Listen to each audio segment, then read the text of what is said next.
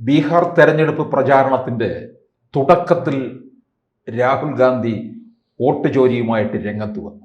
ഇപ്പോഴിതാ തെരഞ്ഞെടുപ്പിൻ്റെ ആ ഒരു പാരമ്യത്തിൽ നിൽക്കുമ്പോഴും മറ്റൊരു വോട്ട് ചോരിയുമായിട്ട് രംഗത്ത് വന്നിരിക്കുകയാണ്.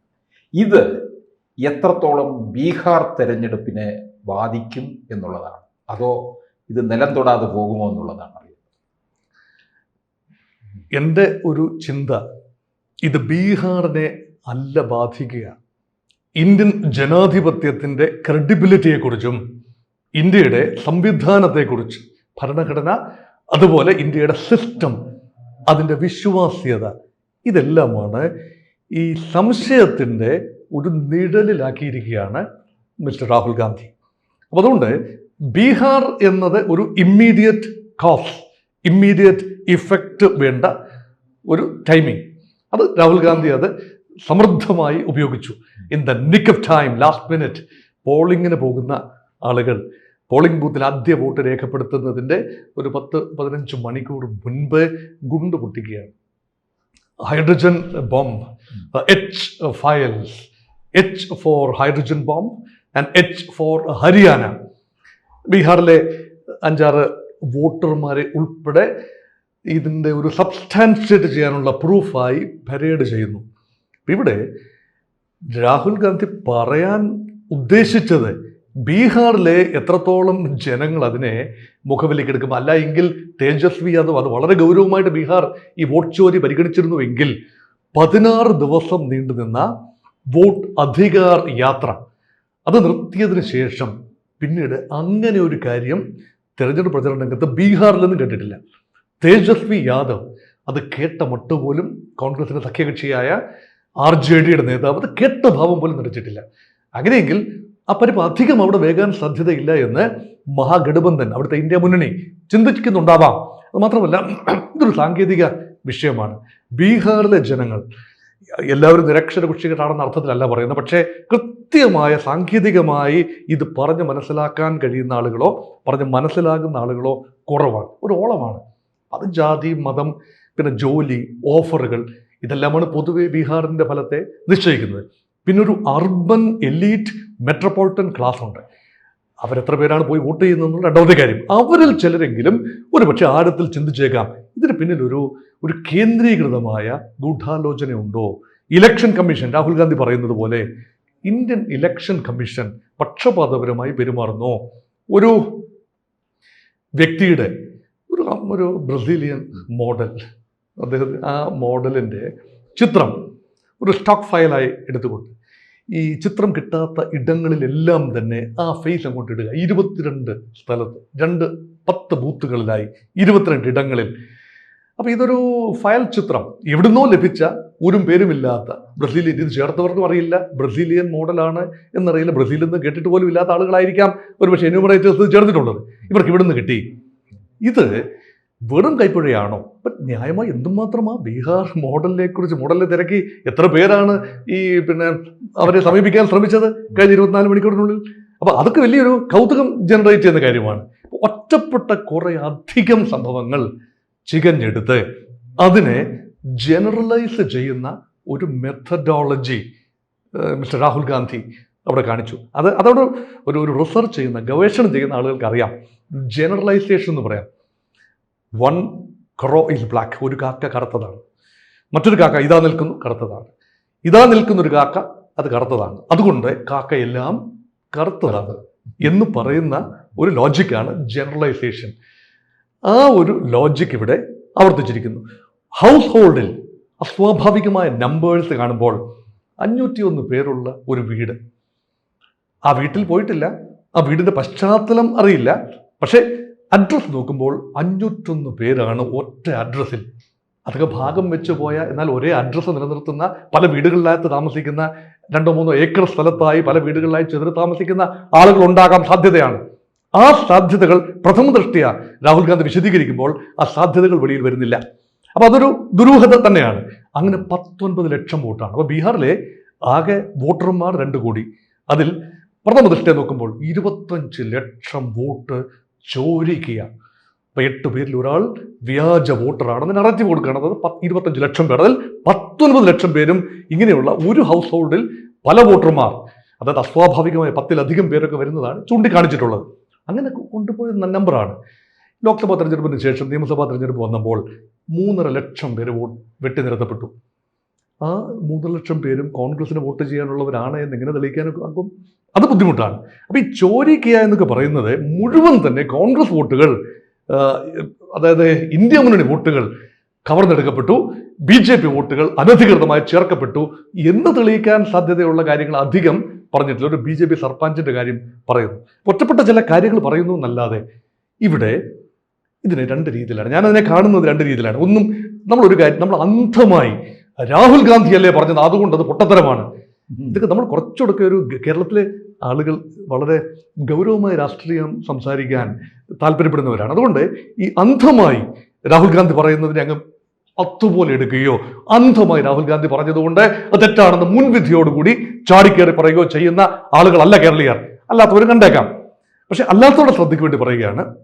നോക്കൂ, തെളിവുകൾ സഹിതം, തെളിവുകൾ എന്ന് രാഹുൽ ഗാന്ധി പറയുന്ന ചില തെളിവുകളുടെ സഹിതം, ഡോക്യുമെന്റിന് സഹിതം ഇലക്ഷൻ കമ്മീഷൻ തന്നെ പുറത്തുവിട്ട കണക്കുകളുടെ സഹായത്തോടു കൂടി ചില കാര്യങ്ങൾ, രേഖകൾ പുറത്തുവിടുന്നു. ഇത് പുറത്തുവിടാൻ പ്രതിപക്ഷ നേതാവ് എന്ന നിലയിൽ രാഹുൽ ഗാന്ധിക്ക് അവകാശമുണ്ട്. ഒരു ജനപ്രതിനിധി എന്ന നിലയിൽ രാഹുൽ ഗാന്ധിക്ക് അവകാശമുണ്ട്. ഒരു പൗരൻ എന്ന നിലയിൽ ഇത് പറയാൻ അവകാശമുണ്ട്. പച്ച വെളിച്ചത്തിൽ നട്ടുച്ചയ്ക്ക് പത്രസമ്മേളനം വിളിച്ചുകൂട്ടി പവർ പോയിന്റ് പ്രസന്റേഷനോട് കൂടിയാണ് അത് വെളിയിൽ പറഞ്ഞിരിക്കുന്നത്. ഇതിനുള്ള അവകാശമുണ്ട്, ഇല്ലെന്ന് പറയാനൊക്കെ ഇല്ലല്ലോ. അതേപോലെ തന്നെ രാഹുൽ ഗാന്ധി വിത്തിൻ കോട്സ് പൊട്ടത്തരം ആണ് പറഞ്ഞതെങ്കിൽ, ദേശവിരുദ്ധതയാണ് പറഞ്ഞതെങ്കിൽ, ഏതെങ്കിലും വ്യക്തിയെ അധിക്ഷേപിക്കുന്ന കാര്യമാണ് പറഞ്ഞതെങ്കിൽ അദ്ദേഹത്തിനെതിരെ മാനനഷ്ട കേസോ ഡിഫമേഷൻ കേസ് മുതൽ വ്യാജരേഖ ചമച്ചതിന്റെ കേസ് ഉൾപ്പെടെ കൊടുക്കാവുന്നതാണ്. ആ രീതിയിലാണ് ആലോചിക്കേണ്ടത്. അത് രാഹുൽ ഗാന്ധി പറഞ്ഞു തെറ്റാണ് അതുകൊണ്ട് ഞങ്ങൾ അന്വേഷിക്കില്ല എന്നല്ല, അതിന് എങ്ങും തൊടാത്ത മറുപടി പറയുക എന്നല്ല.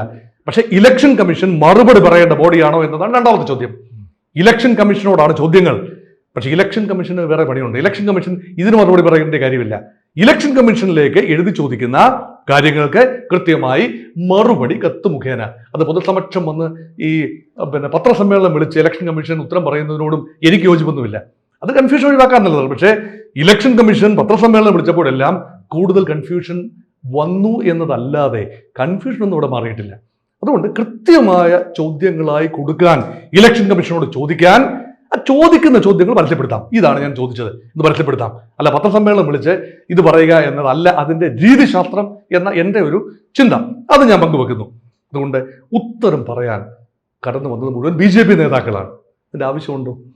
രാഹുൽ ഗാന്ധി എന്തും പറയട്ടെ, സത്യവിരുദ്ധമായ ഒരു കാര്യം പറഞ്ഞാൽ അതിനൊന്നും മറുപടി പറയേണ്ട കാര്യമൊന്നുമില്ല. ഇലക്ഷൻ കമ്മീഷൻ മറുപടി പറഞ്ഞോളും. ആ രീതിയിൽ വിട്ടാൽ മതി. അത് മാത്രമല്ല, ഈ വീടുകൾ കുറെ അപൂർവം കേസുകൾ പരേഡ് ചെയ്തു, അത് നേരായിരിക്കാം. അതേസമയം ഈ 22 വനിതകൾ, 22 ചിത്രം ബ്രസീലിയൻ വനിതയുടെ മോഡലിന്റെ ചിത്രമുള്ളതിൽ 5-6 എണ്ണമെങ്കിലും ജെനുവിൻ വോട്ടേഴ്സാണ്. അവരുടെ ചിത്രം മാറിക്കിടന്നത് കൊണ്ട് ആരോ ഒരു കുസൃതി ഒപ്പിച്ചിരിക്കാനുള്ള സാധ്യതയുണ്ട്. കണ്ടാൽ കൊള്ളാവുന്ന അല്ലെ ഇച്ചിരി ഫാഷനുള്ള ഒരാളുടെ ചിത്രം എടുത്ത് അങ്ങോട്ട് പതിച്ചു വെച്ചു. അത്രയ്ക്ക് നിരുത്തരവാദപരമായി അതിൻ്റെ ബൂത്ത് ലെവൽ ഓഫീസേഴ്സ് ഇത് ചെയ്തു എന്ന് വേണം, അല്ലെങ്കിൽ ഇതിന്റെ എന്യൂമറേഷനുമായി ബന്ധപ്പെട്ട ആളുകൾ അത് ചെയ്തു എന്ന് വേണം. അവർക്കെതിരെ കർശനമായ നടപടി സ്വീകരിക്കാൻ ഇലക്ഷൻ കമ്മീഷൻ തയ്യാറാവുകയും വേണം. അപ്പൊ ഇതെല്ലാം തന്നെ ബീഹാറിനെ ടാർഗറ്റ് ചെയ്താണ് ഇപ്പോൾ ഈ സംഭവങ്ങൾ നടക്കുന്നത്. എന്തുകൊണ്ട് ബീഹാർ? എങ്ങനെ ബീഹാറിൽ അത് റിഫ്ലക്ട് ചെയ്യുന്നതാണ്? കാരണം ബീഹാർ തൊട്ട് വളരെ ഫ്രഷ് ആണ്. അപ്പൊ ബീഹാർ തെരഞ്ഞെടുപ്പ് പ്രചരണത്തിൽ അവസാന ഘട്ടത്തിൽ വന്നപ്പോൾ സർവേകളുടെ ഒരു നല്ല പങ്ക് NDAക്ക് അനുകൂലമായ ഒരു നറേറ്റീവ് വരുന്നു. അതേസമയം തേജസ്വി യാദവിനെ മുഖ്യമന്ത്രി പദത്തിൽ കാര്യമായ പിന്തുണയുമുണ്ട്. ഒരു ഡൈവേർജൻസ് അവിടെ ഉണ്ട്. അപ്പം ഒരു ഇന്ത്യ മുന്നണി വികാരം ഒന്നും അവിടെ കാണുന്നില്ല. അതേസമയം തേജസ്വി യാദവ് എന്ന യുവ കാൻഡിഡേറ്റ് മുഖ്യമന്ത്രി പദത്തിലേക്ക് യോഗ്യനാണെന്ന് വലിയ നമ്പർ ആളുകൾ വിധി എഴുതുകയും ചെയ്യുന്നു. അപ്പൊ ഇവിടെ ഒരു അനാക്രോണിസം ഉണ്ട്. അപ്പോൾ എങ്ങനെയും ഒരു തെരഞ്ഞെടുപ്പ് വിജയിച്ചു വരിക, പരാജയപ്പെട്ടാലും വോട്ട് ചോരി കൊണ്ടാണ് പരാജയപ്പെട്ടത് എന്ന് മേനി നടിക്കുകയും ചെയ്യാം എന്ന ഒരു കുശാഗ്ര ബുദ്ധി രാഹുൽ ഗാന്ധിയുടെ മനസ്സിലുണ്ടായിരുന്നു. അതാണ് BJP ഇപ്പോൾ പറയുന്ന പ്രധാനപ്പെട്ട ആരോപണം. അപ്പൊ സത്യം അറിയാൻ ജനങ്ങൾക്ക്, ഭാരതത്തിലെ പൗരന്മാരായ ആളുകൾക്ക് അവകാശമുണ്ട്. ഭരണഘടനയുടെ അന്തസത്ത ഉയർത്തിപ്പിടിക്കേണ്ട ചുമതല കോടതികൾക്കുണ്ട്. എന്തുകൊണ്ട് കോടതിയിൽ പോകുന്നില്ല? രാഹുൽ ഗാന്ധി എന്തുകൊണ്ട് കോടതിയിൽ പോകുന്നില്ല? ന്യായമായ ചോദ്യമല്ലേ? അത് BJP ചോദിക്കേണ്ട ചോദ്യമല്ലേ? ജനങ്ങൾ ഓരോരുത്തരും ചോദിക്കേണ്ട ചോദ്യമല്ലേ? പത്രപ്രവർത്തകർ ചോദിക്കേണ്ട ചോദ്യമല്ലേ? കോടതിയിൽ വിശ്വാസം നഷ്ടപ്പെട്ടാൽ ഇന്ത്യ രാജ്യമില്ല എന്ന് ഓർക്കണം. നിയമവ്യവസ്ഥ ഉള്ള രാജ്യമാണ് ഭാരതം. ഭരണഘടനാപരമായ കാര്യങ്ങൾ നടക്കേണ്ട രാജ്യമാണ്. ഭരണഘടനയെ സംരക്ഷിക്കേണ്ട ചുമതലയാണ് കോടതികൾക്ക്. ആ കോടതിയിൽ പോകാൻ വിശ്വാസമില്ല എന്ന് പറഞ്ഞു കഴിഞ്ഞാൽ പിന്നെ എന്താണ്? പിന്നെ പൊളിറ്റിക്കലായിട്ട് മാത്രമേ ഇതിനേക്കാൾ ഈ ആരോപണങ്ങളെ അപ്പോൾ പിന്നെ രാഷ്ട്രീയമായിട്ടാണ് കാണേണ്ടത്. രാഷ്ട്രീയ നേട്ടത്തിന് വേണ്ടി കോടതിയിൽ പോകാതെ നേരിട്ട് ജനങ്ങളിലേക്ക് എത്തിക്കുന്നു. അപ്പൊ ഇതിന്റെ രീതിശാസ്ത്രം പറയുന്നതിന് കണ്ടന്റ് ഉണ്ടോ എന്ന് പരിശോധിക്കണം. ഇലക്ഷൻ കമ്മീഷന് പരാതി കിട്ടിയില്ലെങ്കിൽ പോലും അല്ലാതെ തന്നെ പരിശോധിക്കാനുള്ള ധാർമ്മികമായ ചുമതല ഇലക്ഷൻ കമ്മീഷനുണ്ട്. ജനങ്ങളോട് വിശദീകരിക്കണം. അതേസമയം കോടതിയിൽ പോകാനുള്ള ചുമതല അത് രാഹുൽ ഗാന്ധിക്കുമുണ്ട്. രാഹുൽ ഗാന്ധി പ്രതിപക്ഷ നേതാവാണ്. അതുകൊണ്ട് ഞാൻ ജനങ്ങളാണ് കോടതി. ഇതൊക്കെ ചുമ്മാ റെറ്ററിക്ക് മാത്രമേ. ജനങ്ങളാണ് കോടതി, പാർലമെന്റാണ് കോടതി. അങ്ങനെയൊന്നുമല്ല. കോടതി കോടതി തന്നെയാണ്, അല്ലേ? പ്രതിപക്ഷ നേതാവ് എന്നുള്ളതിൽ പാർലമെന്റിൽ ഉന്നയിക്കാം, ജനങ്ങളുടെ അടുത്ത് വരാം. അതേപോലെ തന്നെ കോടതിയിലും പോകേണ്ട ആവശ്യമുണ്ട്. രാഹുൽ ഗാന്ധി പോയില്ലെങ്കിൽ ആരെങ്കിലും പോയാൽ മതിയാകും. അപ്പൊ ഇത് ഒരു നടക്ക് പോവില്ല. കുറെ പേരൊക്കെ എഴുത്തള്ളും. പപ്പുവാണ്, പപ്പു പറഞ്ഞാൽ കേൾക്കേണ്ടതില്ല, എഴുത്തള്ളും. കുറെ പേര് പറയും പപ്പു ഒന്നുമല്ല, രാഹുൽ ഗാന്ധി മിടുക്കനാണ്, അദ്ദേഹം തെറ്റൊന്നും പറയില്ല, ശരിക്കും റിസർച്ച് ചെയ്ത് കൊണ്ടുവന്ന ഡേറ്റയാണ്, തള്ളിക്കളയരുത്. സത്യം ഇതിനിടയിൽ എവിടെയെങ്കിലും ആണെങ്കിൽ അവിടെയാണ് ഇന്ത്യൻ ജനാധിപത്യത്തിന്റെ ഭാവി. നോക്കൂ, രാഹുൽ ഗാന്ധി പറഞ്ഞ ഒരു കാര്യം മാത്രമാണ് ഞാൻ എടുത്തു പറയുന്നത്. പുതിയ തലമുറ വോട്ടേഴ്സ്, ജെൻ സി, ഒരു ജാതിക്കും മതത്തിനും വർഗത്തിനും വംശത്തിനും ഒക്കെ അതീതമായി ചിന്തിക്കുന്ന ആളുകളാണ്. അവർക്ക് മുന്നോട്ട് പോകണം. അവിടെ നമ്മുടെ ഫണ്ടമെന്റൽസ്, ഈ ഭരണഘടനയുടെ ഫണ്ടമെന്റൽസ് ആണ് ജനാധിപത്യം. അതിൽ കറ പുരണ്ടാൽ, ആ സ്ഥാപനങ്ങളായ ഇലക്ഷൻ കമ്മീഷൻ ഉൾപ്പെടെയുള്ളത് കറ പുരണ്ടാൽ ഭാവി തലമുറയിൽ നിന്നും കട്ടെടുക്കുകയാണ് ഇന്ത്യയുടെ ഭാവി. അത് ചെയ്യാൻ പാടില്ല എന്ന് പറഞ്ഞാൽ അത് ഗൗരവമായിട്ട് തന്നെ എടുക്കണം. അതൊരു ആലങ്കാരിക പ്രയോഗമാണെങ്കിൽ പോലും ഭാവി മോഷ്ടിച്ചെടുക്കാൻ പാടില്ല. അല്ലെങ്കിൽ സീസറുടെ ഭാര്യ സംശയത്തിന് അതീതയായിരിക്കണമെന്ന് പറഞ്ഞാൽ പോരാ, സംശയത്തിന് അതീത ആയിരിക്കണം. അത് കോടതിയാണെങ്കിലും ശരി, ഇലക്ഷൻ കമ്മീഷൻ ആണെങ്കിലും ശരി, സംശയത്തിന് അതീതയായിരിക്കണം സീസേഴ്സ് വൈഫ്. ആ ഒരു കാര്യം ജനാധിപത്യ വിശ്വാസികൾ, ഇന്ത്യൻ പൗരന്മാർ നെഞ്ചോട് ചേർക്കുന്നിടത്തോളം കാലം ഇന്ത്യയുടെ ഭാവി ഭദ്രമായിരിക്കും. കൂടുതൽ വാർത്തകളും വിശേഷങ്ങളും നിങ്ങളിലേക്ക് എത്താൻ ABC മലയാളം സബ്സ്ക്രൈബ് ചെയ്യുക, ബെൽ ബട്ടണും അമർത്തുക.